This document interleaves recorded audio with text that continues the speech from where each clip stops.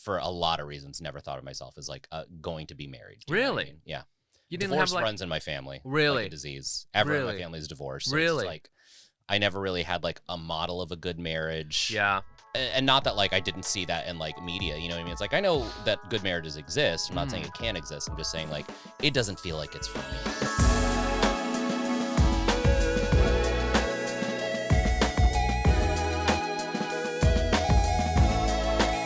Welcome to the Asian Not Asian podcast, the podcast with all your favorite Asian friends, or in this case, Asian friend, because it's just me, your host, Mike Nguyen. It is a beautiful climate change Saturday. I'm your host, Mike Nguyen. Jenny is taking care of some stuff, but she's good, and she will be back. And she will, you know what? I hope what she's doing, I hope she's going on some dates, because we need to have some dating stories. It is so hard to get Jenny to go on a date. Maybe what you can do if you want Jenny to go on a date is contribute to our Patreon. What a smooth transition that was. Patreon.com/AsianNotAsianPod. It's the best way to support the podcast. And if you do, we will give you a shout out on the podcast and we will give you a backstory. That's our new thing that we're trying to do. We used to try to guess your ethnicity, but it got too easy for us. And so now what we're going to do is we're going to give you a whole backstory. And we would love to hear if we were on point or not, because it is difficult to do right off the dome. A lot of times, my instinct is just say, this guy's an assassin. Every single time. I'm like, Joey Kim, assassin. Obviously.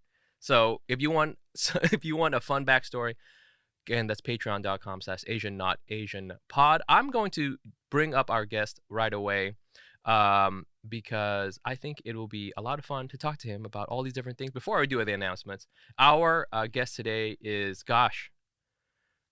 musician. I wouldn't lead with that. No, I would. That's tantamount to like leading with someone else being like whatever their hobby is. You know what I mean? Like crocheter. You know? Are you into crochet? No, I wish. Crocheter, comedian, actor, good dude. I'm gonna mess up your name. That's okay. I'm gonna give it a shot. Mike Cabellon. Okay. You know what? That's probably closer to what it's supposed to be pronounced Really? like. I say Cabellon. Cabellon. Entirely phonetic, rhymes with Babylon. Yes, that's right. I've been told by Filipinos I say it wrong. I've been told in Tagalog it would be Cabellon. But then there's also like, being conquered by the Spanish and it's like Cabellon. Oh. It didn't help that like when Camila Cabello became a singer, her last name is mine minus one letter and people are like, oh, Cabello, Cabellon, you know what I mean? And there's also a shoe brand called Oliver Cabell. It's even one less thing. Yeah. Don't you think it's fun when somebody famous has your name and then they basically like take over your identity? Yeah. It's just like now you're related to this person. I'm really grateful that it is one letter off. Right. Yeah. Yeah. It messes up the pronunciation thing, but no one ever thinks to relate the two of us. How's your Tagalog? Bad. Bad. I didn't grow up learning it. I wish I had. And I tried taking classes as an adult, like over the pandemic, like early pandemic. It was like, well, I have nothing else to do. Yeah. And you can learn like the 101 kind of stuff, but none of it sticks because I'm not practicing every day. You know? Right. Yeah. I'm notoriously bad at Vietnamese. Sure. But I can say my last name correctly. My Vietnamese last name in the right Vietnamese pronunciation. Okay, which is Nguyen, right? In Vietnamese, American, right? Or Nguyen, or whatever. Nguyen is all acceptable. Mm-hmm. Nguyen is the real way to say it. Oh, it's not. Was that an M sound I heard at the beginning? It's a ng sound with a little like up down thing, and then Okay, yeah. I had to practice a lot. It's the one word I'm like confident enough. I'm sure that it has an accent to it, sure. Yeah. But it's enough where other Vietnamese people, like you can tell, like they're like getting out of their seat to yell at me, and then they sit down like, okay, this guy's legit. Okay, fine. All right. I'm going to give you another 5 minutes. But no, thank you very much for coming on to the show. My pleasure. I'm so excited. I legitimately am a fan of the podcast, so I was excited to be asked to be on. I'm excited to talk about. I'm a fan of yours, so it's great to have you here. Very quickly, some announcements. We've got a bunch of things. If you want to come see Mike Nguyen do some comedy, I'll be at SF Sketchfest. I think this will come out in time. Whatever. If not, you could have seen me. SF Sketchfest, February 3rd and 4th. Then that's going to be in San Francisco. There's going to be tickets in the episode description. Would love to see you. Come on out. I'm doing a couple of shows. Then there's Hack City. That's going to be back in New York. That's our stand-up show. That's February 10th. And then February 17th, there's a live podcast recording. That's going to be at Caveat, also in New York City. Tickets are all up in the episode description, or you can just go to our website, check us out. We'd love to come out. And they're all kind of different things. So Sketchfest, you're going to see some improv, not from me, because I don't have talent and I'm going to do stand-up. But at Hack City, you're going to see us do fun stuff. Look how crazy this podcast is going. If you're not watching on video, yes. In the middle of that, Mike's chair just sank to the floor. We're like in a Pee-wee's Playhouse studio where everything is like a little broken, but in a wacky way. Yeah. I don't know if it's going to come through on the audio. Our headphones pop in and out. These arms are broken. The chairs sink. I realized, too, didn't start running my camera. That's great. This is amazing. We're doing so good. This is what happens when Jenny's not here. Yeah, everything falls apart. Yeah. There's a fire. I don't know if you can see, but there's a fire in here. Where did that happen? It's certainly warm enough to indicate fire. But yes, come check us out. You want to do some Patreon? I'd love to do some Patreon, shout-outs? We just got 2, and I'm sorry if we're taking our time here doing them, just because they come in and then Jen and I, we're like, oh, we'll do it next time. But we do have a couple, and I want to give you guys a shout out here. So let me just bring it up. Uh-oh. Okay, our first one, we're gonna give them a backstory. Love it. Just on their name. Yeah. The first one, we got 2 today, and I think they're gonna be each difficult in their own way. Okay. 1, Anthony Tam. Anthony Tam. Tam. Okay. Yeah. Go ahead. No, you go. I was gonna say it has the cadence of a name that you should already know. Yes. Does that make sense? Yes. Yeah. Yes. Like Anthony Tam, didn't he star in that movie? I thought maybe I knew. Yes. Yeah. Didn't this guy have AP Calculus with me? I'm going to confess that when I first saw Anthony Tam, I did Google it. Just to make sure it wasn't a celebrity. Yeah, I was like, who is this person? But of course, this is one of those names where the first thing was internal medicine doctor, and I was like, God damn it! And there was like 5 pages of internal medicine doctor. Course, yeah. So I don't think we for some reason don't have doctors listening to us. Okay. To the show. Okay. So I'm gonna give this guy backstory instead. He's really into bouldering. Loves bouldering. Have you been watching The Climb? No, what is that? It's an HBO Max like rock climbing reality competition show. Jason Momoa is on it. Oh, I have seen ads for this. It's pretty rad. I'm enjoying it. Okay. Anthony Tam is going to be on that show next Anthony season. Tam's in season 2. Yes. Right now. Yeah. Right now he's living out of like a camper van. Yeah. Yeah. Right? Yeah. He's in Moab. But it's been like modded, you know what I mean? He's got like a washing machine in it or whatever. Yes. Yeah. But he modded it himself. Yeah. Yeah, exactly. Okay. So this is his kind of pandemic thing, He used to be like a product manager, and then he was like, you know what? I really love bouldering. I'm gonna give it a shot.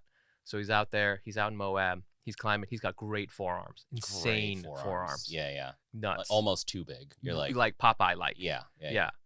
Doctors are always like, yo, these forearms are filled with fluid. Yeah. That's actually not a good thing. He has to get his forearms drained.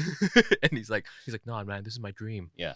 So that's what he's doing. Yeah. He does leg days just so his body doesn't look out of proportion. Yeah. You know what I mean? Otherwise he's constantly just falling over. Yeah, exactly. So Anthony Tam, thank you very much for your money. Please use some of the money that you gave us to drain your forearms. Yeah. Because you're so buff. You don't want to be too top heavy. The other one we got today is this is tricky in a different way. Okay. Because we only got one name. Oh. It's not a first name, last name situation. Ooh. Wiley. Yeah. Okay. That is it's like Wilson. It could be a first name or a last name. You know what I mean? Yes.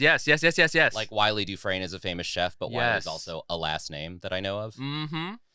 So that's tough. That's really tough. Yeah. I like the chef thing though. Okay. I'm getting chef. Sure. Yeah.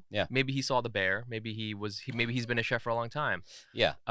He's like a tatted up, like chain smoking. Fuck yeah. He used to be a line cook, and now he's like, no, I actually do want to do this. I want to invest in myself. Yeah. And actually, what he did was he was a line cook for a long time. Or she. Wiley, could be she. We don't know. Yeah, we don't know. But then she decided, you know what? Actually, my passion is product management. So she went the other way. She was in Moab. She was doing her thing. She was working as a line cook. She was working at this fusion restaurant, like a Japanese-Chinese fusion restaurant, because, it's Utah and white people there don't know about Asian food. Yeah. But she was doing her thing. She was like, you know what? I'm kind of done with this. I'm going to apply for a job like in fintech, Mm-hmm. and now she's a product manager. Yeah. For like a platform that we've never heard of, but like everyone in the banking industry uses on a daily basis. Oh, you don't know about Sierra? Oh, you don't know about that? Sierra RX? Oh my God, our whole fucking system is based on that. Yeah. So congratulations for rolling out another great product, Wiley. I hope that tech layoffs don't affect you, Wiley. I hope so too. Yeah. So, but yes, if you want to get up on this, it's patreon.com/AsianNotAsianPod. And yeah, I mean, Mike, we got. Hello. I feel like we've never really like talked in a long time. We've seen each other at shows. That's accurate. Yeah. We talked a little bit right before this, and I learned more about you in like that 30 seconds than I think the entirety of the time we've known each other. That's actually one of the first things I want to talk about because you listen to the pod and there's a new thing I'm trying to do that Jenny is just sort of on board with. Brazilian Jiu-Jitsu corner. Oh my God. Without her here, we could talk about Brazilian Jiu-Jitsu. We're going to take this over and just turn it into like a combat sports podcast. Oh my God. And we've lost every single listener. So hold on, I'm getting live numbers and we're at 0. Wait, hold on. Somehow we owe 100. I don't know how. No, I wanted to what was it? How does it? Oh, yes. The way I wanted to talk about things on the podcast is I call it relationships. Okay. Right? Jenny's not into that word at all. She's okay. I was like, this seems like the topic would be right. She does like right relationships, but I wanted to rename the podcast Relationships. It's tricky. It's a lot of A's. It's a lot of vowels. Yeah. But surprise! I've never heard that combination before. You know, so relationships. I've never seen like a show called that or like a podcast. It feels like it's right there. It's right there. Every now and then there's an idea where you're like, how to know? I just saw a trailer for there's a movie coming out called 65. Have you seen it? No. It's like Adam Driver is like a space pilot and he crash lands on this planet and he doesn't know what's happening. And then the reveal is that it's Earth 65 million years ago. So it's just him shooting lasers at dinosaurs. And I'm like, how did no one think of that before? It's been right there the whole time. Wait lasers a minute. And dinosaurs. I feel I've seen this movie. I mean, it's not out yet. But if you told me there was like a straight to video B movie from the 80s with the same subject matter, I'd be like, yeah, sure, of course. Everything's all stop motion. Yeah. So we're going to talk about relationships. One of the things you came up, when we were talking before we started recording was I've convinced you somehow to get married and have kids, according to you. It's not that you've convinced me. It's that I think you I just want to hear your take. Oh, I see. I'm supposed to convince you. Yeah. So my girlfriend and I have been together for a while, and the short version is that like I've always been team no marriage, no kids, and she's always been team yes marriage, yes kids.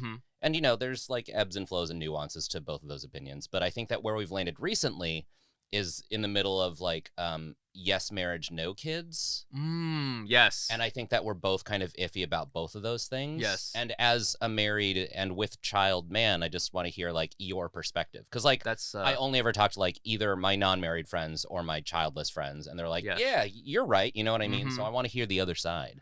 Gosh. It's going to be hard to do that because I was exactly where you were as far as yes marriage, no kids. Okay, sure. But not even necessarily because, there's some people who are like sort of like virulently anti-child. Yes. We were not that, but we were just sort of like, we had the spreadsheet out and we were like. What's the spreadsheet? The spreadsheet of, our income and expenses. Yeah. Can you afford a kid? Yeah. Yeah. Which is like kind of a weird thing if you think about it, because it's not like I'm buying like an electric vehicle, right? It's not oh well, can we get solar panels up here? It's not a fixed cost, right? Yeah, it's hard to quantify. Yeah, but if you look at it from the cold numbers, no, it's like it's a terrible idea. Are you kidding me? Like I put in like one thing and Excel shut down and told me to fuck myself. That was like that. Yeah, but it was also, I mean, I've said it on the podcast before. What's cool and weird about having a kid is that it is not a rational decision at all. Okay. It is not, like having a dog. It is not like getting a new car. It is, if you look at it from the expense, it makes no sense. But it like defies reason, you know? So was there just a point where both of you were like, I know we said no, but we just kind of feel like it? I think it's more, we almost didn't think about it.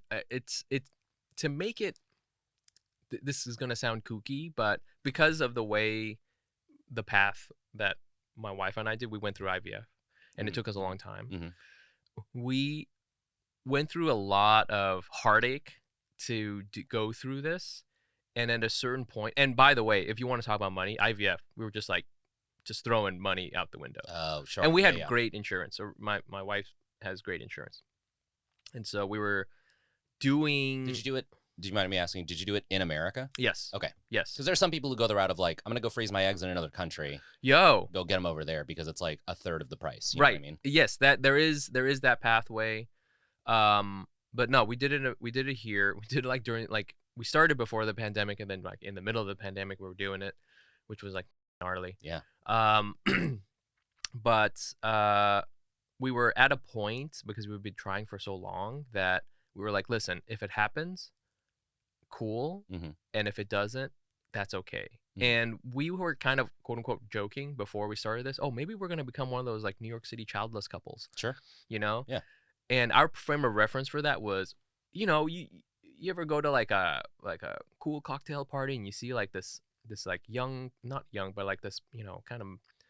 They give the vibes of young. They give the vibes of young. Yeah. But they're not that young. Maybe, you know, they're in their early 50s or something.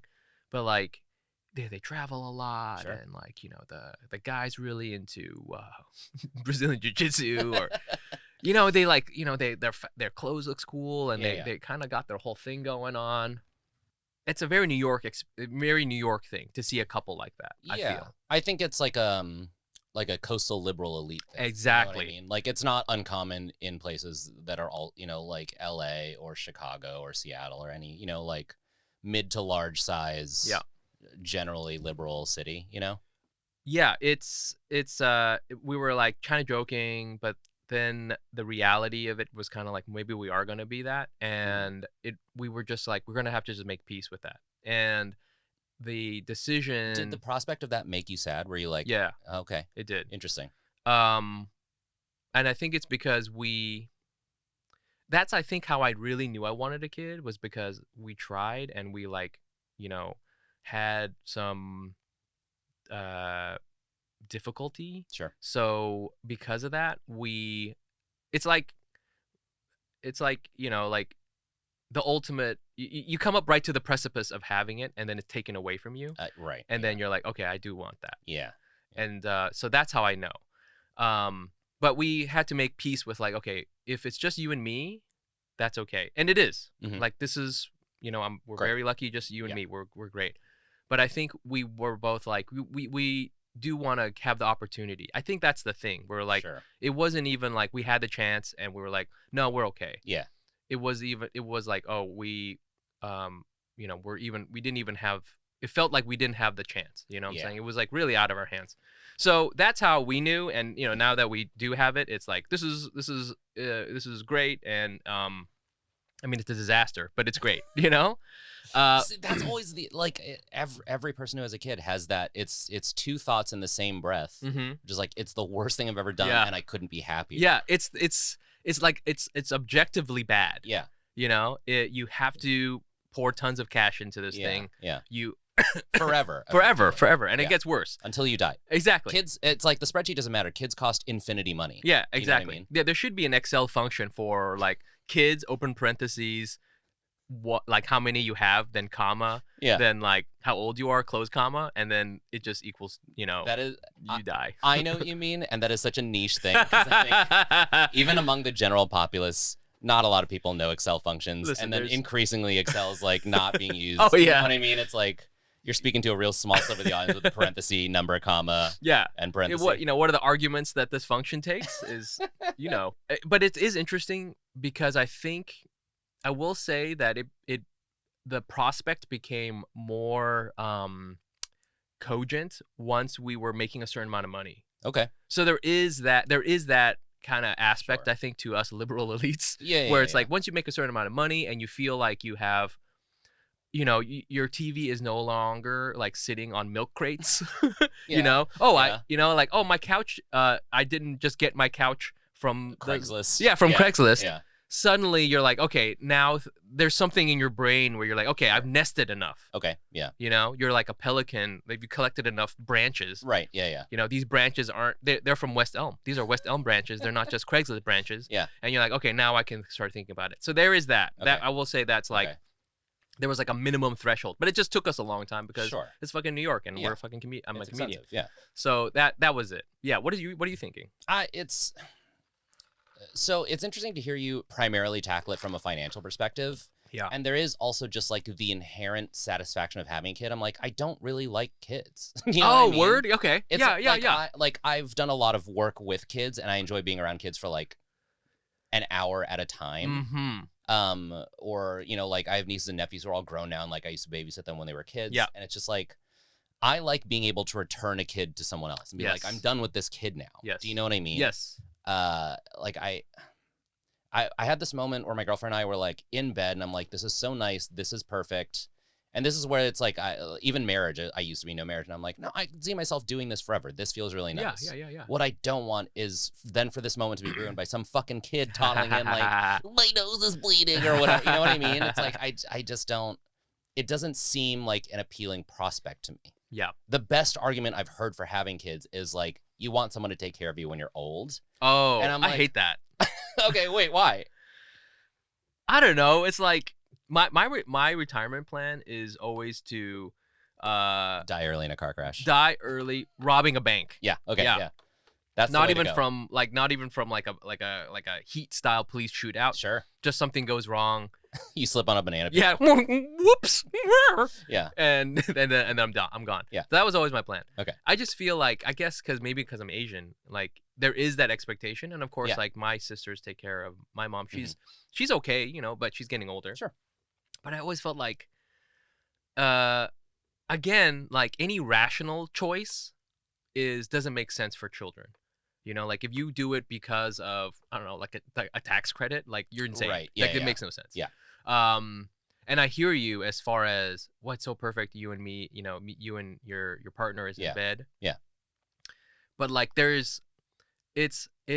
I will say to that exact scenario. Sure. There is something that you don't know that you're missing. You don't know that because in the rubric of your life, that is absolutely correct. That, that absolutely makes sense, and you should continue to do that. Yeah. But for example, my son is old enough where, he can sleep in the bed with us sometimes, or like he can at least like fall asleep in bed between us. Mm-hmm. Bro, that is pure magic.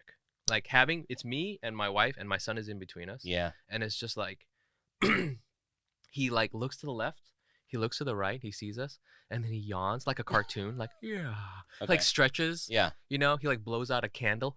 He has like an old timey hat. Yeah, it's like an old timey hat on, and he's like, "Good night, Christmas." Sure. Yeah. He has a British accent. He's like, and then he just goes to sleep, and it's just like, it's like a depth of joy that I didn't know I was missing, and I wasn't missing because I didn't have him before. Sure. Yeah.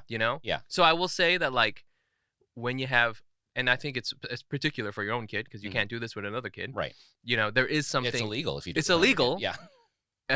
A camera crew comes out. Yeah. But once do you say what I'm saying? It's like, yes, it unlocked a new part of your brain. Exactly, which I didn't know existed. Sure. And to be honest with you, I'm kind of like, as I get older, I feel like my feelings have been blunted. I'm just like, I don't really feel. The world has just worn you down. Yeah. I'm just like, I don't feel anything. Yeah.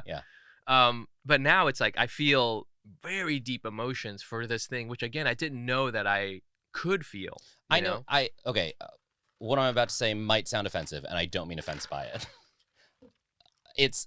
I kind of know what you mean when I got a dog, and I'm not comparing my dog to a human child. I totally get it. I totally get it. But I was like, it's a dog, and then you get one, you're like, oh my God, I love this thing more than I could have possibly imagined. My dog is my world to me. You know, I used to try to resist this the kids or dogs analogy, but honestly, it's the only way I can get through to you liberal elites. It's the only way. Sure, yeah. You know, it is like that. Like, if you think about it, like, having a dog makes no sense, too, in a way, because it's, like, it's expensive, and, like, he poops a lot. It contributes nothing. He's not going to pay the rent. Right, exactly. He's just there to, like... He's there to absorb resources from you, right? But he unconditionally loves you, right? And there's something to that, you know? I know what you mean. To go back to Excel spreadsheet, there is no such thing as unconditional love function. Sure, you know? In our, like, world. Yeah, we can't measure it. You can't. And it's, like, so rare to find. It's so rare to find that with, like, a partner. It's so rare to find that with, like, I don't know, a dog. Sure. That it is unquantifiable, you know? So that's what I would say is that if you like dogs, you're going to love kids. No, I don't know. You know what I'm saying? It's the closest analog I have. Exactly. And I think that what I like about a dog is that there is sort of, like, a ceiling to how smart it's supposed to be. You know what I mean? I don't have to teach my dog English. Like, if my dog comes in speaking, like, dumb English, I don't have to be like, you're dumb and wrong. You're speaking it wrong. You know what I mean? And I want you to succeed in life, so I need you to speak it correctly. There's no expectations with a dog. It's like, if he knows sit and paw and stay, that's it. That's all he ever needs to know. But to counter using your analogy, what if one day your dog was like, hey, Mike, how's it going? You would shit your pants. I'd shit my You'd pants. be like, oh, you can talk? Yeah. You know? Yeah. And then you'd have to call a priest because he's been, you know, corrupted by the devil. Yeah, exactly. Yeah. But for a while, you'd be like, this is sick as like the other day, you know, my son, he does this thing now where if you shake your head at him, he shakes his head back at you. That's adorable. It's fucking crazy. Yeah. Because for a long time he was just a blob, and now you're like, oh, he's a fucking person. Yeah. And he can do shit. Yeah. It's like crazy. So yeah, it's like what movie am I thinking of? Arrival, where the aliens like mirror. Yes, you know what I mean? Do the same thing as other thing as you Annihilation. Which one of those like Arrival. Yeah, one of those like mid-teen sci-fi movies. Where the aliens are like those like like Terminator 2 silver blobs. Oh yes. So it's like, it's like I don't know if there's a conclusion other than I would say that the Excel spreadsheet will return a undefined something or like #ref. Yes, #ref. Yeah. Yes, I gotta get that shirt made up. It's what it is. If you have if you want a kid, it's #ref. Okay. It's not enough ref. I don't know if that was helpful or not. It gives me food for thought. Yeah. We weren't gonna solve the problem right here on this podcast, but no, I appreciate that you took the time to talk relationships.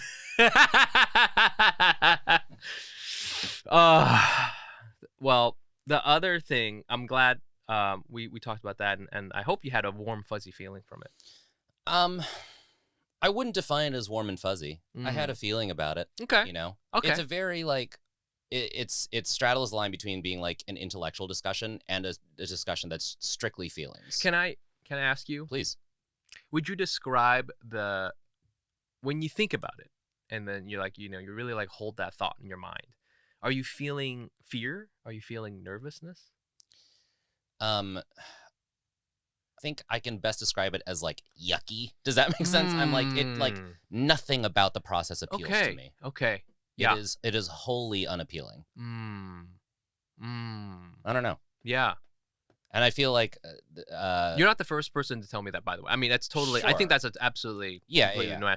I'm not the first person to ever feel that in the world. There are plenty of people who share that feeling, but I just like in my mind, like I'm like, well, I need to justify and articulate this thought instead of just like having a thought and being like, so I'm never gonna have kids. You know what I mean? Yeah.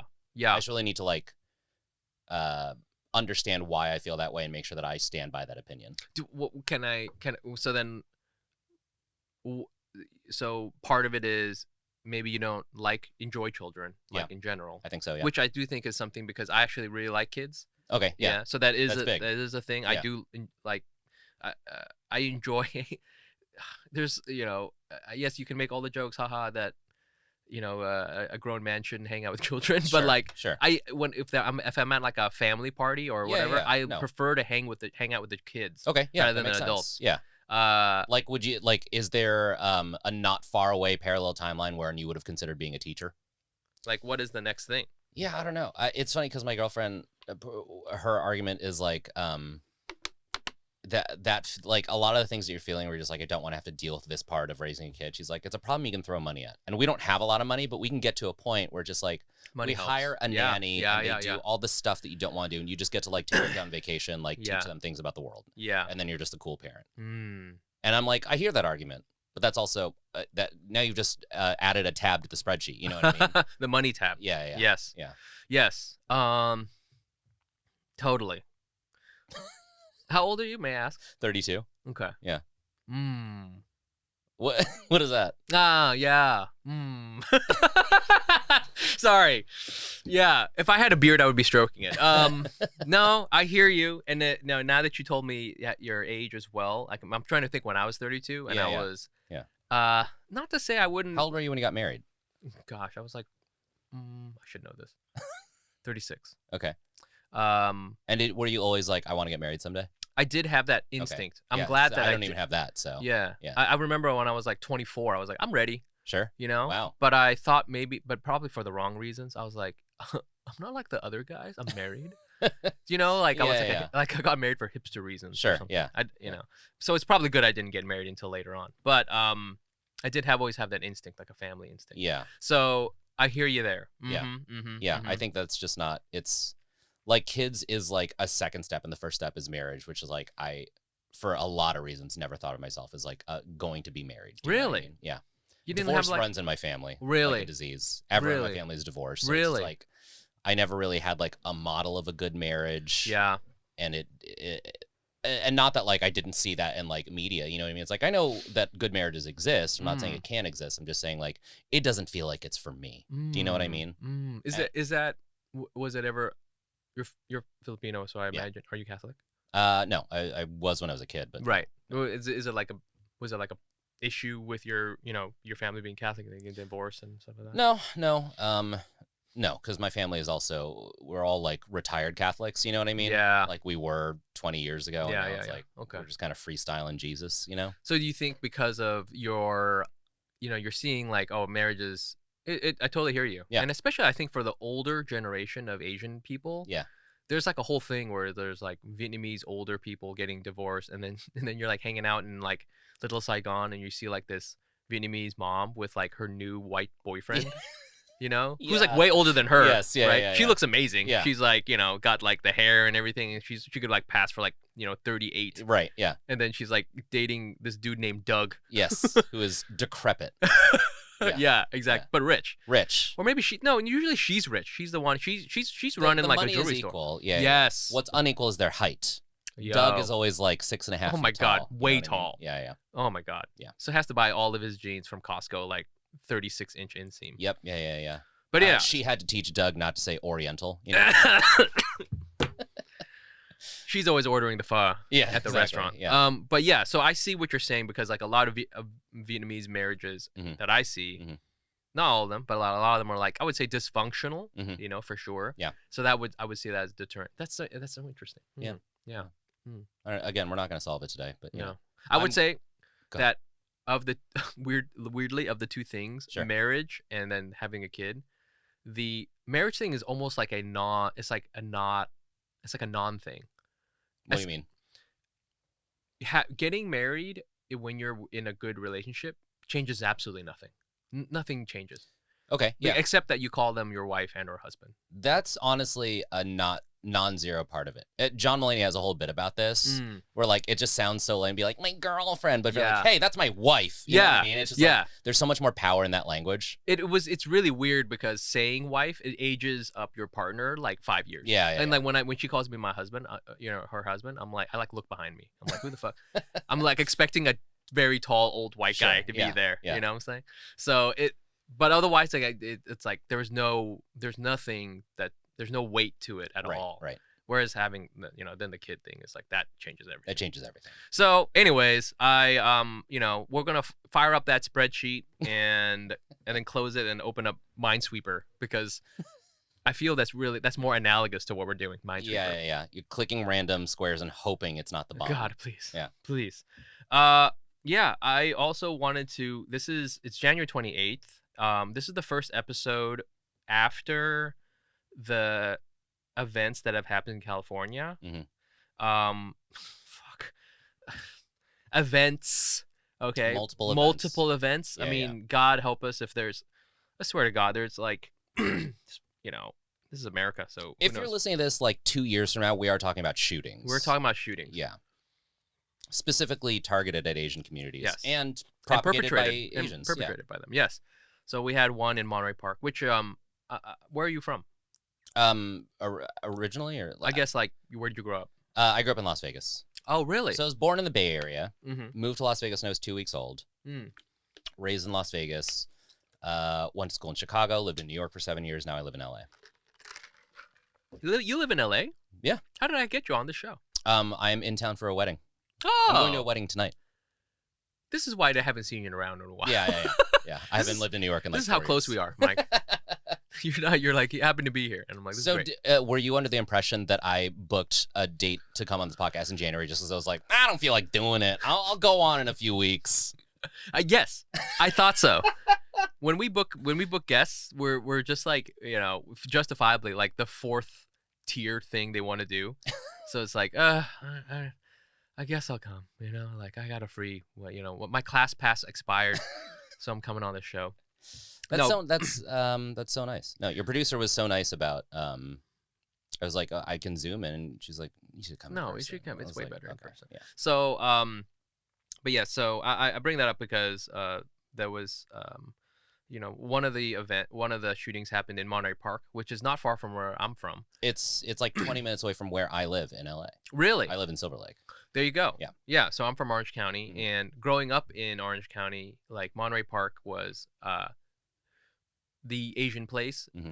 And that is saying something because a lot of Southern California is the Asian place. Yeah. Yeah. The whole bottom half of the state is the Asian place. Yeah.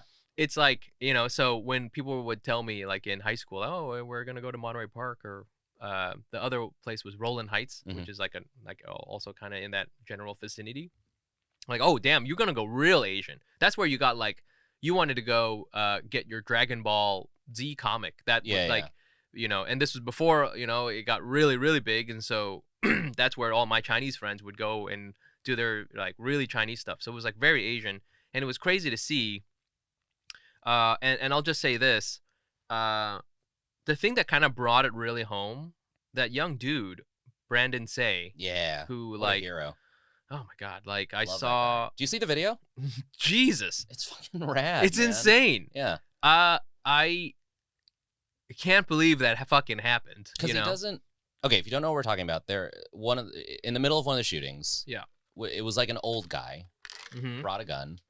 Yeah. And this hero, Brandon Say, younger guy, wrestles the gun away from this old man. Just grabs it. And just like he's not trying to hurt the old man. He's just keeping him an arm's length away.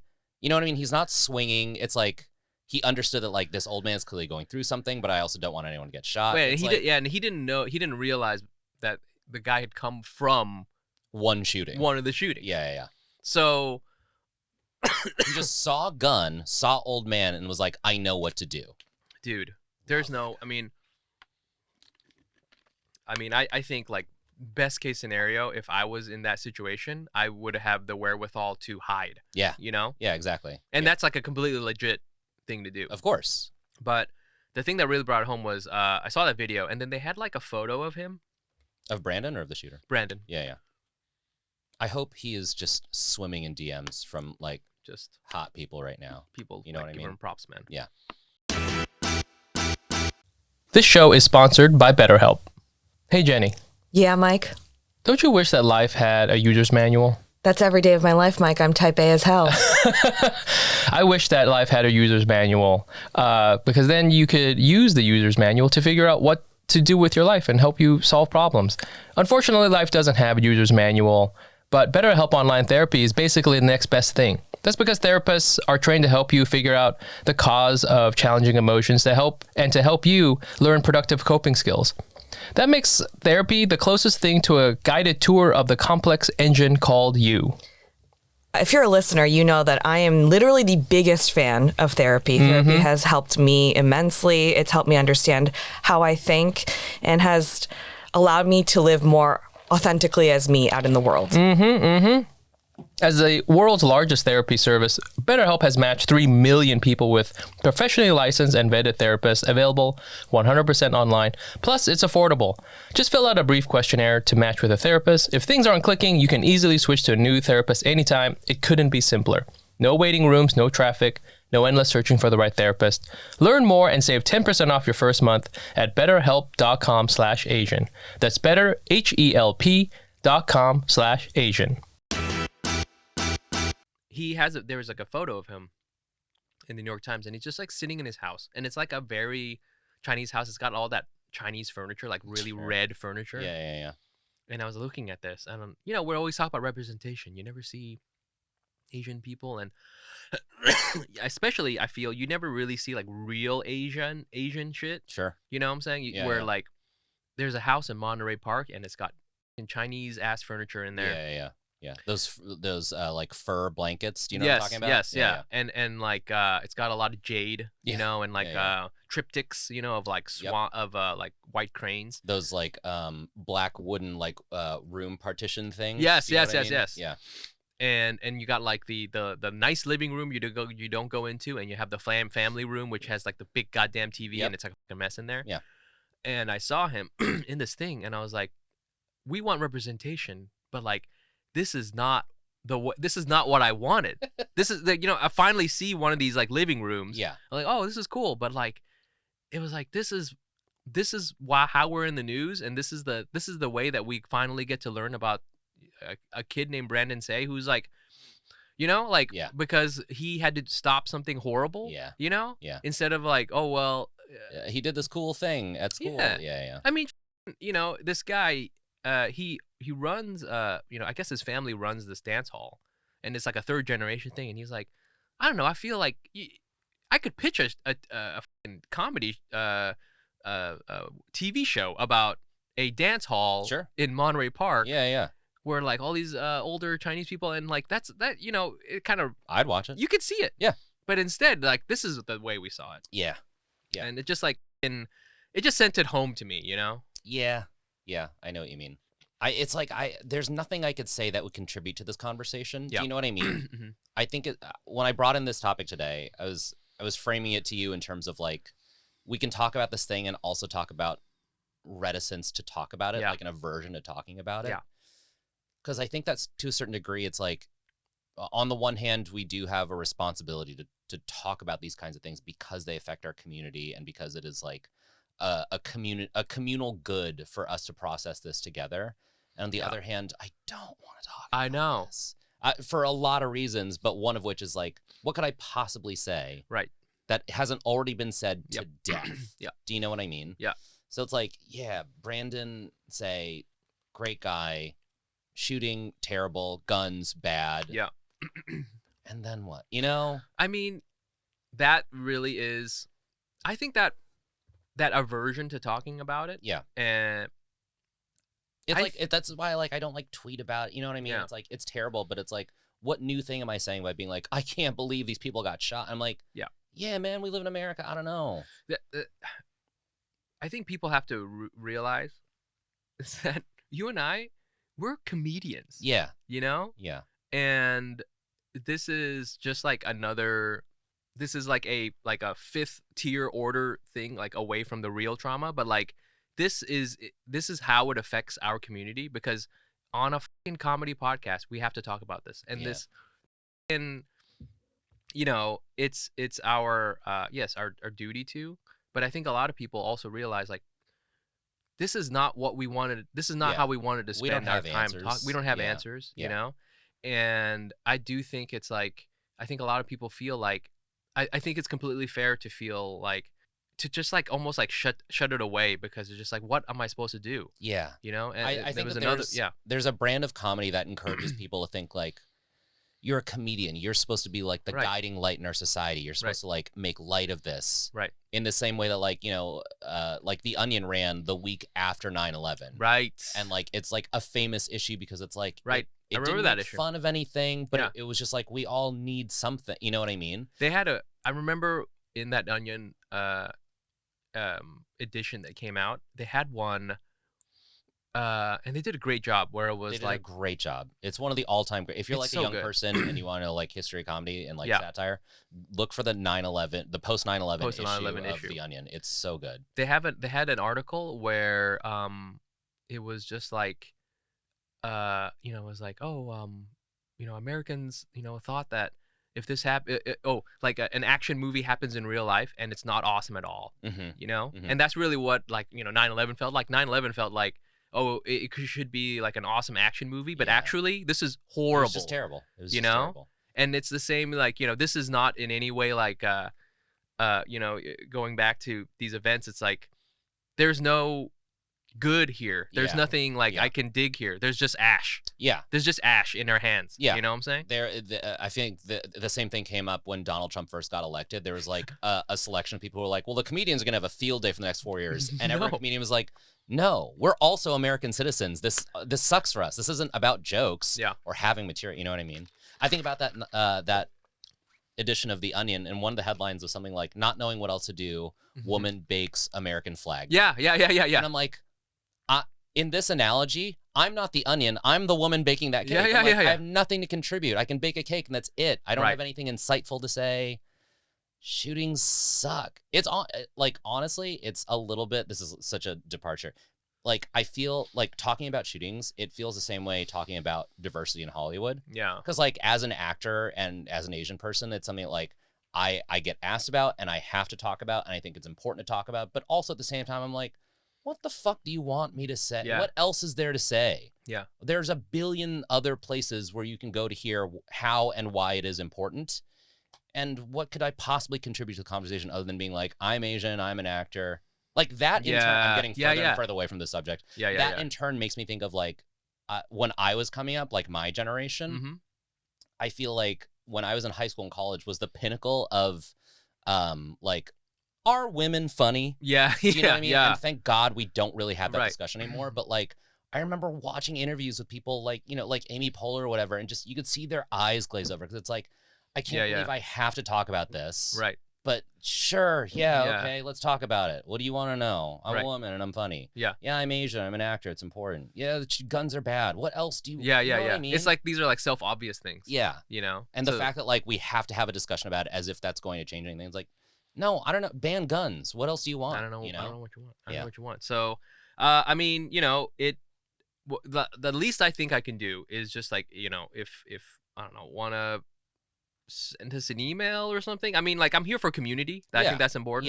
Yeah. So I hope they're still dancing.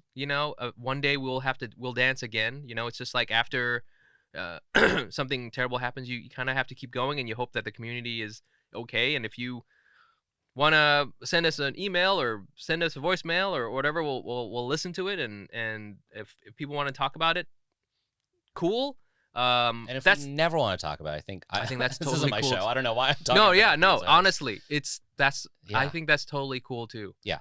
It just felt like I was here this week. It felt like a thing where it's like, we should at least address it a little bit, but, mostly to give flowers to Brandon Say and to say, like, if you need help, please go get help. Don't pick up a gun. That's not a solution to anything. Right. Yeah. I am glad that you're at least here, and I think you and we both kind of vibe with the idea that like this is like not our job in a way. Yeah. It is, but it isn't.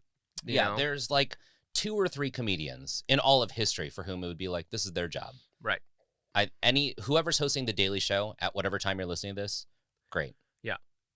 If Richard Pryor were still around, great. Sure. Every other comedian, leave him alone. Yeah. Exactly. I feel this is different too from other kinds of things because it's like self-harm for the community. Yeah. You know what I'm saying? Where it's like I don't even have rage to like channel at somebody. Yeah. Because you can turn anger into comedy. Yes. Quickly. Sure. But like when you just have, again, ash in your hands, there's nothing funny here. Yeah. And I think we both can feel that. So I feel like, it's important. We got to keep moving and trying to do other things. I mean, Mike, you were talking about there's some new things you're trying to do, and I think it's important to like always look. What else can you do? And I think that's a big thing. You have like some things you were trying to like I didn't know this, but I guess we're in this like studio space that's in Gowanus.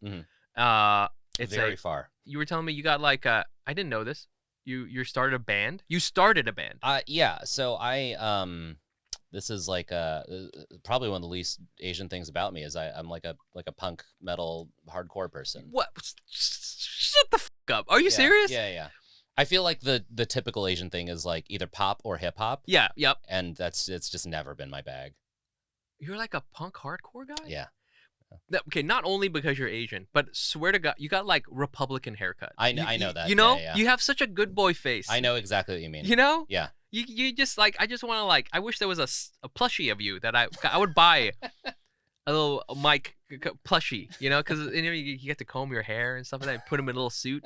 That's the vibe you're giving me. Yeah. That's the vibe that is like, yeah, I sort of naturally have that, and I lean into it. Just like as an actor, like for casting purposes, Yeah. You read breakdowns and you're like, well, I'm not that character. I would never play that kind of character. You know what I mean? I'm never gonna play like this kind of guy or whatever. And it's like a lot of my characters like went to college. A lot of my characters stand up straight. A lot of my characters wear suits. You know what I mean? Yeah. That's the vibe I give off. But I've always been I've been going to punk shows since I was like a teenager. What? My first concert was Warped Tour in 2004. No way. Yeah. What is it about that like music and culture? Everything. Okay. It's hard to define like why you like a specific type of art. Do you know what I mean? It's just like it speaks to me. It's what I grew up on. Whoa. And so yeah, I have been in bands, but it's never been a priority for me. Like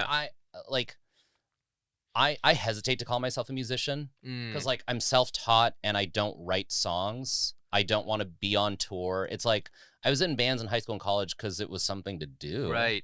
But like which feels, by the way, this sounds very punk, by the way. Yeah. You know what I'm Fuck saying? everything. Yeah. It's like we don't even play songs. We're not even a band. Yeah. But so I think that lately over the past like year, mostly because I've been unemployed, I'm like, hell yeah, looking for other creative outlets. Okay.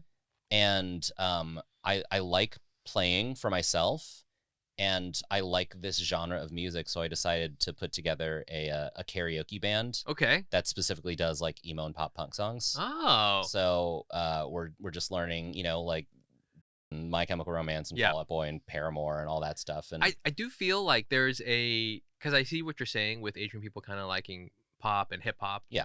You know, but there's like a very strong strain of like Asian people who are into that kind of, I don't know what. Yeah. It's a very small sliver, and like historically, you could go back. I remember reading an article at some point. Someone has the rights to a story about like the Asian-owned clubs in the Bay Area that would let the punk bands play in like the 60s and 70s. Okay. And I hope that project comes out. I hope I can be a part of it because that's such a cool story. And it goes through, like, I follow, there's a record label in the Bay Area called Aklasan Records that's owned by a Filipino guy. It's just like primarily Filipino punk bands. And there is such a small, it's a direct line that you can draw from like the beginning of punk to now. And it's always been there, but it's such a small sliver of the community. You know what I mean? Is this, there is like a whole bunch of, Vietnamese people, and I didn't know this. I feel like, to your point, like this was like another part of the community I had no vision into. But like I guess there's a bunch of Vietnamese people who are like into like new wave, and I didn't know that was like there was like a viral TikTok that went out, and it was this like, you know, Vietnamese guy, and it's like, you know, the caption is like, when Vietnamese people first heard, I don't know, some song, sure, and the guy was like vibing to it, and, you know, and everybody kept sending it to me, and I was like, yeah, this is so Vietnamese, and I was like, what are you talking about? I had no idea. Sliver, yeah, and I was like, because I was into hip hop. I was listening to Ice Cube and but I think about it like looking back, and I'm like, yeah, there were I would hear like in my playing back my memory, if I'm driving through Little Saigon, I'm hearing that song. Sure. Just like out of one of the cars. Yeah. You know? Yeah, I know what you mean. So that's so crazy. Yeah, it's like you know, I think a lot like comedy, like rock and roll is a predominantly white space. And so when I think about like the community aspect of it, it's like, yeah, growing up, I was always like the one Asian kid at the show. Wow. And I think that prepared me well for like being in comedy, where it's just like, yeah, there isn't really community here, and that's okay. And I'm glad that there is Asian community within comedy now. Yeah. Like, I think especially here, like when I listen to this podcast, like hearing you and Jenny talk about like the scene here, it is so much better than it was when I was here. Yes. When I was coming up. Do you know what I mean? And I'm so glad that like you're part of that and that you've built that, because it just wasn't around for me. And I'm sort of glad, I guess, to tie it back around, that like quote unquote emo, which, you know, like if you're like a purist, like is a misapplied term, but you know, like the like Hot Topic version of emo that was popular from like 2001, 2007. You know what I mean? Like that's sort of having its resurgence now. Yeah. And I'm glad that like now I am of an age where I am confident enough in myself to be like, no, I liked this. I still like it. Yeah. And I'm going to make space for other people in it now. Yeah. You know what I mean? Yeah. Like it doesn't belong to just a certain type of person. Yeah, exactly. It's like this, like we're looking at it through rose-colored glasses and being like, oh yeah, I remember that music from when I was a kid, but like it wasn't always great. Yeah. You weren't white. And I mean, not that this is why I started the band, but there's this part of me that's like, it is fun to sort of reclaim that. Yes. Be like, I'm part of it now. Yeah. I'm bringing it back. Right. Do you know what I mean? You know, it's so interesting because I feel a lot of times people, you must feel this way, like, oh, I'm, like a fraud, right? Like I wasn't like into this at the right time, or I'm an outsider. But I still feel that today, every day. But it sounds like to me like you were into those things. You went to those shows. You went to the Warped Tour. Yeah. You know, no one would ever admit to going to the Warped Tour unless you were really into the Warped Tour. Sure. You know, so it's like you are legit in by any definition. You know what I'm saying? So like it's like you know, you look back in the photos in the history books and you were there the whole time. You know, it's just that you weren't part of like the main narrative, I guess. Right. Yeah. It's and I think that that's like just like a big thing in the punk community, is just being like, I was there first. You know, I heard about this band before you did. You know what I mean? And like, I don't mean to be snooty about it, but I do think that like again, going back to like how often I have to think about representation as like a semi-public figure. You know what I mean? Yes. It's like, well, my face is in front of the camera, so representation is part and parcel with like what I do. And music is sort of that same thing, where it's like I'm not a musician. This is truly just like for me to pass the time. Yeah.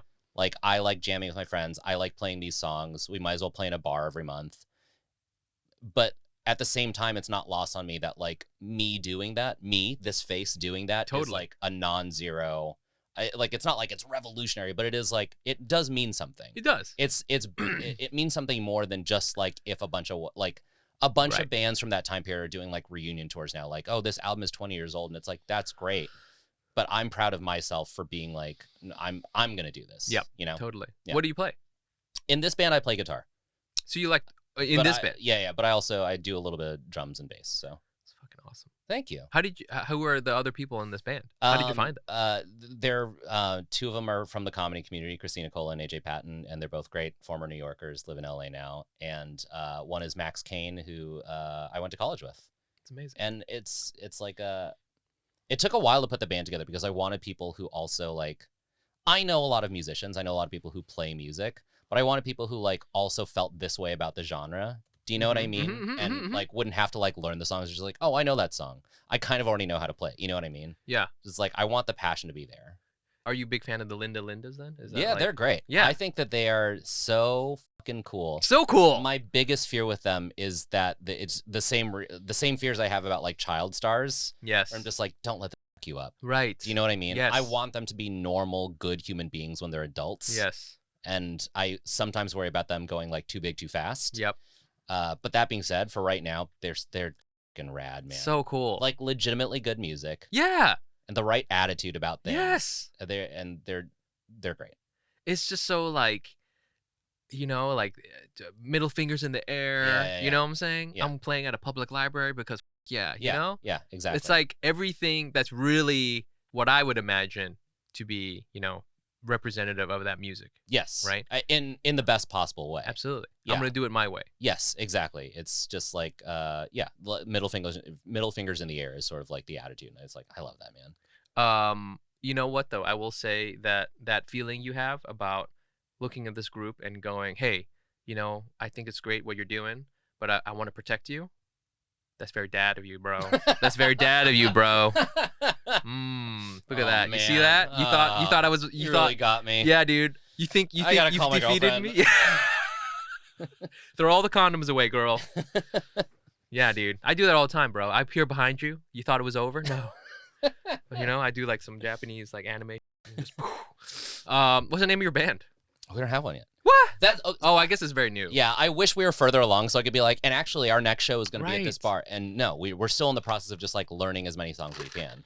So that's something about like of any genre being like a karaoke band is you just have to have a good repertoire of songs so people can request what they want. You know what I mean? It's like we can't do shows until we know at least like, I don't know, 20 or 30 songs. Right. Hopefully 100. Is there like a, I guess like a, song, I guess, standards? You know? Yeah, I think that definitely for this genre there is, and we're starting with like the big ones. You know, it's like you have to learn like Sugar We're Going Down, you have to learn Misery Business, you have to learn the Black Parade, things like that. And we're also trying to do like I like there is a time period associated with this, but I do think it's fun to go further back. So like we just learned My Own Worst Enemy by Lit, you know what I mean? And then you can go forward and like I want to learn Good For You by Olivia Rodrigo. It's like the genre is big. It goes for a while. Yeah. So you can expand it, but you have to start have with, the like, core. hits. Yeah. The crowd pleasers. Yeah, exactly. And then why karaoke? Why a karaoke style? Why not just play be like a cover band? Is that a stupid question? No. It's a totally valid question. Punk is so community oriented. It seemed more fun to do karaoke than to just perform covers, because there are other cover bands that are just going to do covers, and that's great. There is a place for that. But to me, like the best part of a punk show is when the singer is holding the microphone out to the crowd. Totally. Do you know what I mean? Yeah. It's like, and to give people an opportunity to be like, I love the song when I was a kid, and I want the opportunity to like stand on stage and like perform it with a band. You know, it's like that to me means a lot more than just like we're gonna perform the song for you. Yeah. You know what I mean? Okay, yeah, that's fair. I think is this the genre? Because I know some of my friends are into this music. Yeah, it makes I mean, it's popular. Yeah, it's like I picked this because it's because like this is sort of like back in the zeitgeist because the genre is roughly 20 years old now. But it's also like me personally, there are a lot of these bands that I straight up don't like. Yeah. It's just like I remember the songs, but it's like I also tend to listen to like a lot harder stuff and a lot lighter stuff. It's just like, but this is like, I don't want to say marketable, but it is. Right, you know what I mean? right. Like people who have forgotten about this music are gonna remember it and be like, songs. oh, I loved this song when I was 14. Of course I'm gonna go to that show, you know? So were you like doing what is that called? The mosh pit? Is that what it's called? Yeah. Is that a thing? Yeah. Okay. Yeah, not anymore because I'm old now. Sure. When I There was a should be kid, an older for sure. person mosh pit where you just high five. Those are called chairs. Well, you're sitting down though. I mean, in this older person mosh pit, you're gonna be sitting down. Yeah, of course. Yeah. Yeah. Or maybe at most those stools with wheels, and you just like kind of scoot around. Yeah, like bumper cars. Yeah, there you chairs. go. Yeah. And then you just like, and we're all wearing helmets. I would and we're love that. we're just high fiving. I would love that. All of our drinks, all of our beers, so we don't spill them, are in sippy cups. Oh, the gyrating ones that never tilt. Yeah, exactly. This is great. So punk. We've developed a real. There is a hole in the market. You know what I mean? Yeah. There is demand for this. Yeah. We're creating the supply. But you did that when you were younger. Oh yeah, absolutely, no question. That's crazy. Yeah, I've gotten like bloody noses in the pit. I guess that's the point. That's the fun part of it. Yeah. Wow. Yeah. I could never imagine you, Mike, doing this. I know. I realize I look ridiculous at a punk show because I have like a button-up shirt. You know what I mean? Do you? I feel, because here's the thing. Sometimes I'm like, and also a lot of the people who I know who are like straight edge or punk and stuff like that, the nicest people I've ever met. Many of them. It's. I don't want to say there's like a divide down the middle, but I think it can go either way. And I think that the more recent you're talking about, the kinder people are. Really? Like when I was coming up, it was still sort of novel to be like, hey, if someone falls in the pit, pick them up. You know what I mean? Right. And now, like, there is a little bit of a better bands will do announcements where it's like, hey, if you see someone touching someone inappropriately at the show, that's not okay. Kick that person out. You know what I mean? There are these things about community where it's just like we're all looking out for each other. But I think that like if you were around in like the 80s, it was probably not a kind space if you were not like a white man with a shaved head. You know what I mean? Yeah, totally. Yeah. You know, the other thing that I will say there is an overlap with the different cultures is punk and hardcore and Brazilian Jiu-Jitsu. Here we go. Boom. You see, I appeared behind you Nice. again, Yeah, once yeah, again, yeah. son. No. Are you doing a bit or are you being serious? No, it is like a thing I've noticed. Okay. Like you know, it's like the conveyor belt from punk show, mosh pit, tattoo, MMA. Yep. That's like the pipeline. Yeah. I've seen. Yeah. You know? It's like a flavor of man who needs to be in physical contact with other men. That's it. Yeah. That's, I think, why sometimes it goes the other way where I'm like, because I'm into jiu-jitsu and MMA, and I'm like, you know what? I wonder if I could do this to a beat. That's You should do like Zumba-ify Brazilian Jiu-Jitsu, you know what I mean? Like do the moves but to music in like a crunch gym, you know? All right, fellas. All right, are you ready to grapple? And armbar, and heel hook. I'm into it. We have so many business ideas. Oh man, Mike, we gotta call up our attorneys and get some LLCs going. I'm not gonna release this episode because there's so many good ideas. There's so many good ideas. I was thinking about it the other day. I was like, I realized I must do this because if it were up to me, I would do more podcasts. I would have one about MMA or jiu-jitsu. I would have one about fashion, quote unquote. Yeah. I would have this. Okay. And then I would have maybe one about being a dad. What is stopping you? I don't got enough time. Okay. Yeah. Do it all. That's legitimate. Yeah. If it's like lack of resources, that's but like there are like things I talk about in my mind. Yeah. I have a podcast in my brain. Sure. Hosted by me with a guest me. Yeah. Every day. And I love it.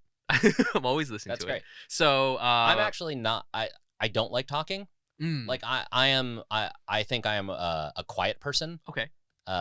Roughly introverted, you know what I mean? But I just think that like this is specifically like this feels like a safe space because it's just like you and me. Yeah. Here. Do you know what I mean? Of course. I'm not thinking about the audience. Yes.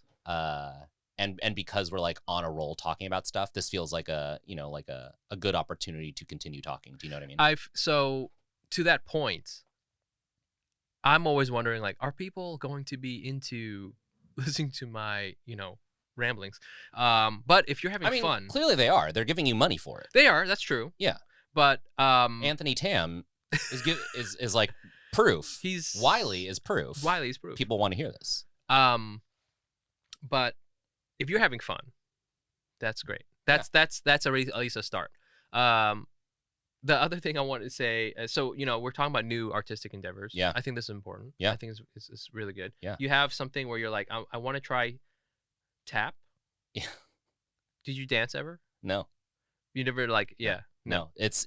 Okay, here's truly what it is like I've gained a lot of weight. Have you? I'm still skinny. I'm not like unhappy with my body image, but I just know that like in the same way like everyone looks at pictures of themselves in their 20s and they're like, oh yeah, I used to be a different size of clothing. Mm-hmm, Do you know what I mean? Mm-hmm. And I don't exercise. Yeah. I've never enjoyed it. And so like in the very cliche way, like after New Year's, I was like, I gotta exercise in some way. And I was trying to look at like fun alternate ways to exercise. And Zumba Jiu-Jitsu, for example. Exactly. Yeah. Yep. Which I would do. Totally. If you do it, I'm there. I want to put a pin on that because I have this like thought in my brain about something like that. But go ahead. And the two that I came across were I could do tap dancing classes. Okay. Which feels like so dorky. I was telling this to another friend. They're like, it's like the dance equivalent of adult braces. You know what I mean? It's like fairly embarrassing as a kid and really embarrassing as an adult. That's great. Exactly.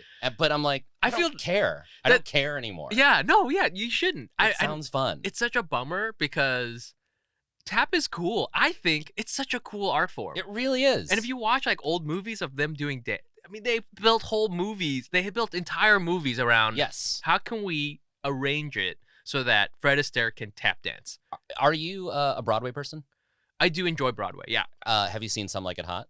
No. It just opened a few months ago. If you're listening to this right now and it's still on the Broadway, go see it. It's that good. It's so good. I love Some Like It Hot.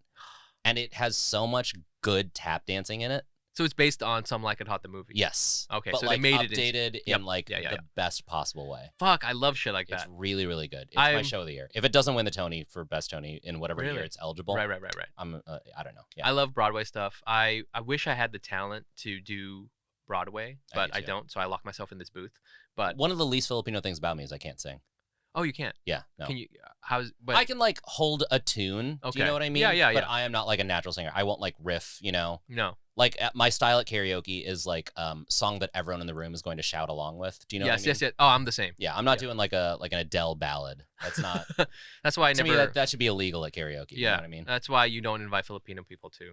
Honestly, yeah, because they will do like a deep cut slow song because they want to sing, and they are going to be good, but it's going to bring the energy way down. Way down. Yeah. And it's like a 7-minute song. Yeah. No, I'm like, keep the energy up. Yeah, exactly. Okay, but tap dance. And then the other one is parkour. Parkour.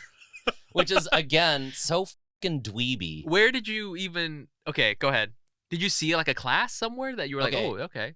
A year ago, my girlfriend got me like one introductory class, and I loved it. Wait, where? So there's a few gyms that do it, and she got me a class at one that's like deep in the valley, like an hour away from our house. Oh, and wow. I was like, this is fun. There's no way I'm going to come out here. And then I found a place that does it like in Glendale, which is like next door to Silver Lake, basically. Yeah. And I was like, I should sign up there. Because it's like, I think one of the reasons I don't like exercise is I, like, not that I need to gamify it, but if you're just like, you know, run for a mile, I'm like, that's boring. the worst. But if you're like, run to that thing that is a mile away, that's a lot more fun to me. Yeah, totally. And so like parkour and free running is a lot more like objective based. It's like, you got to get from this platform to that platform using only these monkey bars. And to me, that's not exercise. To my brain, that's not exercise. Totally. But to my body, it is. Yeah. So I'm like, maybe I should do that.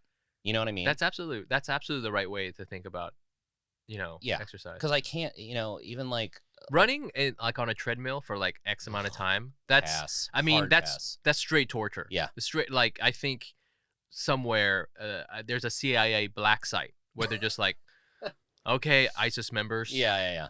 We're doing cardio, 30 minutes at exactly 5.5 miles per hour. Yeah, it's so fucking boring. Torture. Yeah, it sucks, and then you will break a person. Yeah, they will divulge the terrorist plot. No question.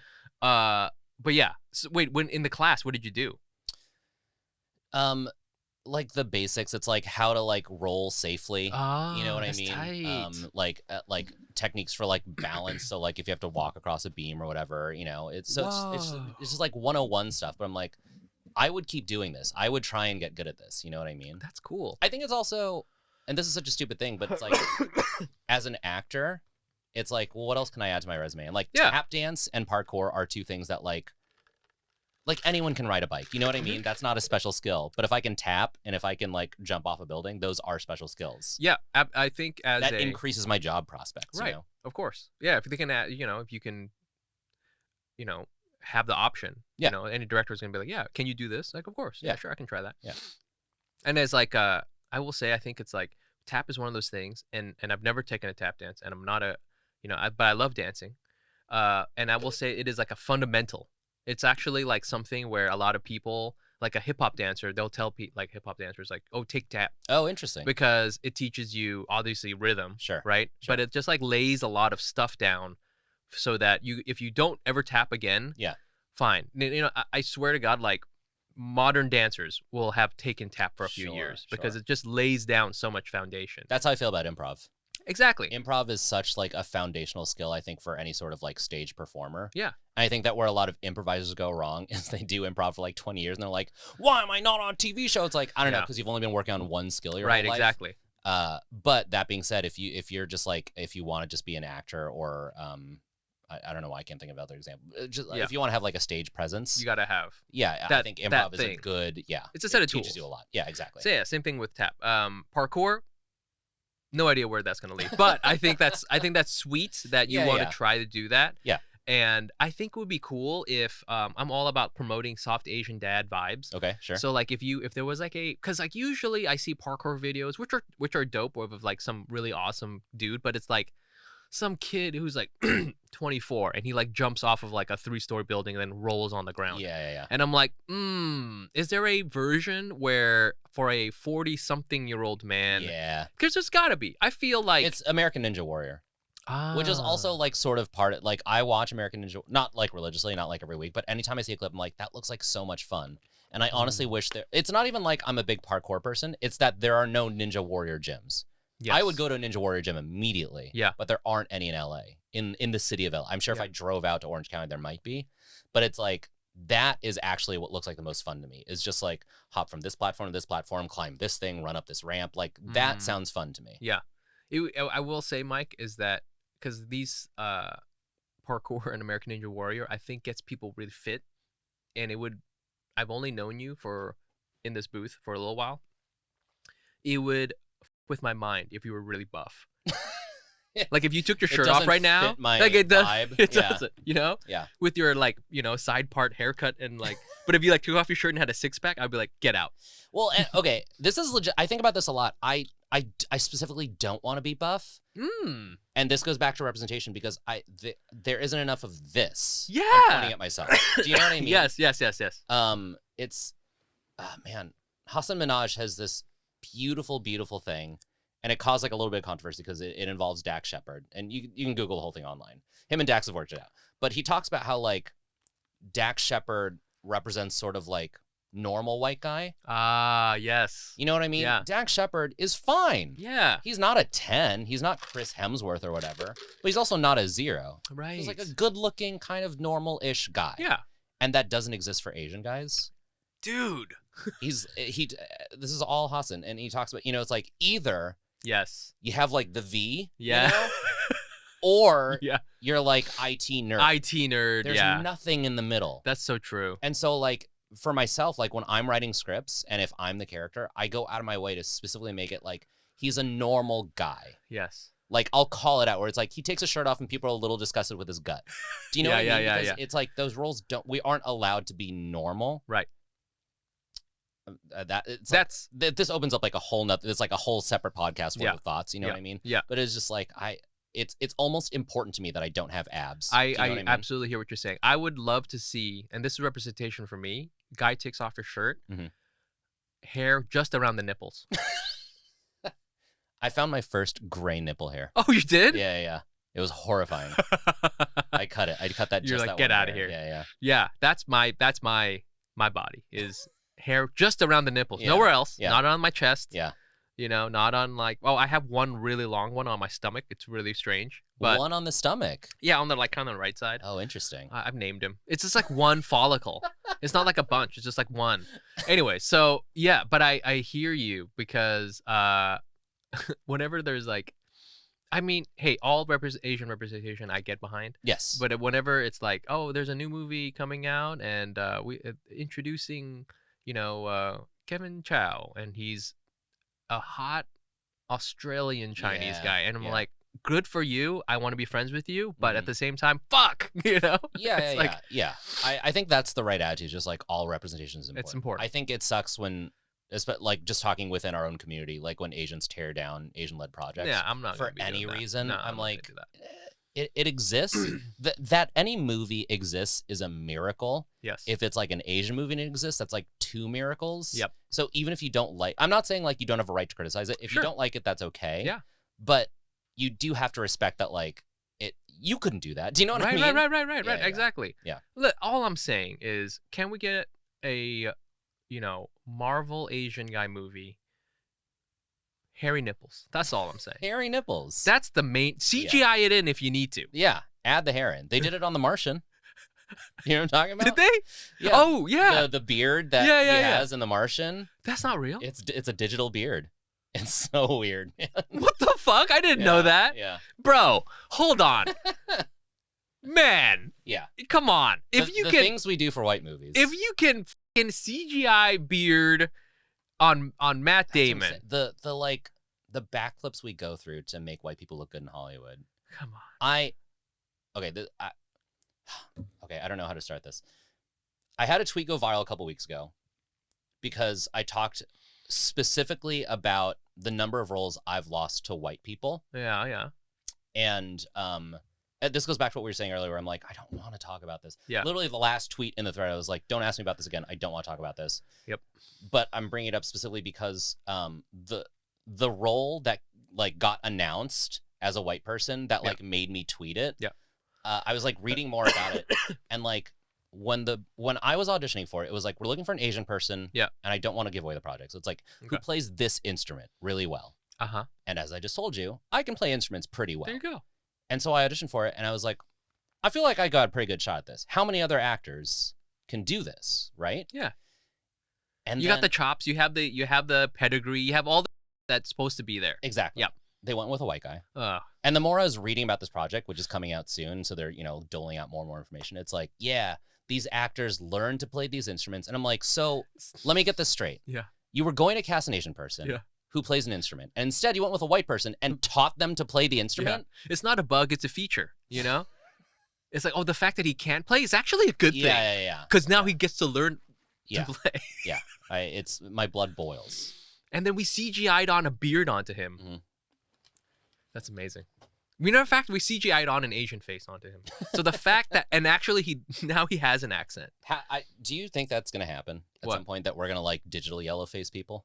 Where it's like we hired like a white body actor, but then we put, like Michelle Yeoh's face on it? Ooh. First of all, don't put any thoughts into their brains, because that is something Someone is writing that down. Someone's right like, now. I bring that to my boss. Man. I mean, in some ways it's kind of happening. So, they don't even need the CGI. They just have to cast a white guy. Yeah. Damn. Anyway, I'm very available if any casting director wants to send a role my way. I love it. I hope you pursue some of these free. Thank you. Free running. I hope I do too. Not to get abs, but just to generally be healthier. Just to be healthier. Because I'm in my 30s now, and I gotta. You explore with your body, man. Yeah, That's the main thing. Exactly. Explore with your body. You gotta, we can do crazy shit if you let it. That's all I'm saying. Okay. How can our fans find you? I'm at Mike Cabellon on Twitter and Instagram. But I hate both of them, so I don't know. Okay, if you enough. DM me, I'm probably gonna ignore it. Okay. Not because I don't want to talk to you, but just like social media is such a. It's a weird thing. It's a necessary evil. I hear you. Yeah. What are what are some projects that you've been in that they want to check out some work? This is also weird to talk about because I starred in 2 seasons of a show on NBC called Mr. Mayor. Amazing. That they pulled off streaming. You cannot watch it anymore. What? Yeah. It for all intents and purposes does not exist. What the fuck? They're probably CGIing a white guy's face. Exactly. Yeah. So starring Matt Damon. It was a great show. I loved it. I think maybe you can buy it. Right. Like how you can go on iTunes and buy anything technically, but like if you want to like stream it, you can't. So you just gotta trust me. It was really good. It was. I make a very small appearance in Randall Park's new movie Shortcomings. Great. Which just debuted at Sundance. I'm assuming it'll be out at some point this year. I don't know. I'm getting the email. They CGI'd you out of that as well. Okay, great. Yep. Perfect. Yep. Great. Yep. White actors eating my lunch. Yeah, so that'll be out at some point, and that's kind of it for right now. Okay, great. Well, again, if you want to ever follow us on Instagram, it's at Asian Not Asian Pod. You can find me personally on there at Nice Pants Bro. Again, come check us out. We've got a bunch of shows. One more time, that's SF Sketchfest February 3rd and 4th. Hack City, that's on the 10th in New York City. And then there's Asian Not Asian Live, that's on the 17th. Come check it out. Maybe we'll do some tap dancing. Maybe we'll do some Zumba Jiu-Jitsu. Maybe we'll start a fire. Who knows? I hope you had fun, Mike. I had so much fun. I'm so glad I got to do this. Thank you for having me. Thank you for having me. Having me. You got it. You get it. I believe you know what I'm saying. Yeah. And thank you, all the listeners. Until next time, y'all. Bye. Bye.